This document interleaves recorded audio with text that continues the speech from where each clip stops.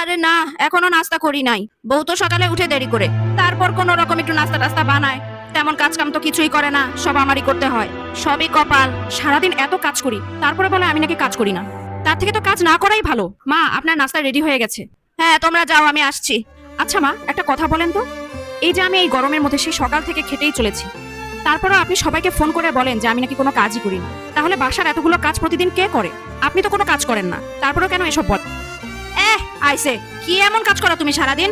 আমাদের বাসায় কয়টাই বা কাজ আছে? আমি যখন ঘরের বউ ছিলাম তখন দুনিয়ার কাজ করতাম, সব একা হাতে সামলাইতাম। আর তুমি একটু কাজ করে একদম টায়ার্ড হয়ে যাও। আপনার সময় আপনি কতখানি কাজ করেছেন সেটা তো আর আমি দেখিনি। আর আপনিও তো আমাকে একটু কাজে হেল্প করতে পারেন, তাই না? তোমার এত বড় সাহস, তুমি আমার মুখে মুখে তর্ক করো, আবার আমাকে কাজ করতে বলো। আমাকে তাড়াতাড়ি এক কাপ গরম চা আর নাস্তা দাও।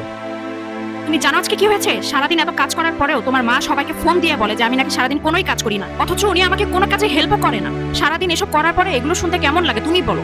উফ, সারাদিন এত পরিশ্রম করে বাসায় ফিরি, আর এরপরেই শুরু হয় তোমার প্যানপ্যানানি। মা যেটা বলে সেটা ইগনোর করো, এত শোনার দরকার কি?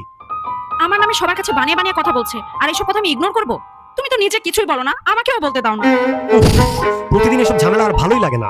একদিকে মা, আরেকদিকে বউ, কি যে করি। এর কিছু একটা করতে হবে। বুদ্ধি পেয়েছি একটা। বাবা, দেখেছেন এই বাড়িতে আমার কোনো মূল্য নেই। সারাদিন আমি এত কাজ করি, তারপরেও মা সবার কাছে বলে বেড়ায় আমি নাকি কোনো কাজ করি না। এভাবে সবার কাছে আমার বদনাম করে বেড়ায়। আপনি কিছু বলেন প্লিজ। তোমার এত বড় সাহস, তুমি তোমার শাশুড়ি আমার নামে আমার কাছে নালিশ দিচ্ছ? কত বড় বেহায়া মেয়ে, আমার নামে নালিশ দিতে এসেছে শ্বশুরের কাছে। হ্যাঁ, আমি তো পরের বাড়ির মেয়ে, তাই আমি বেহায়া। আপনারা যা খুশি তাই অপবাদ আমাকে দিতে পারেন। আসলে এই বাড়িতে আমার থাকাই উচিত না, আমি চলে যাচ্ছি। হ্যাঁ, চলে যাও তুমি এই বাড়ি থেকে।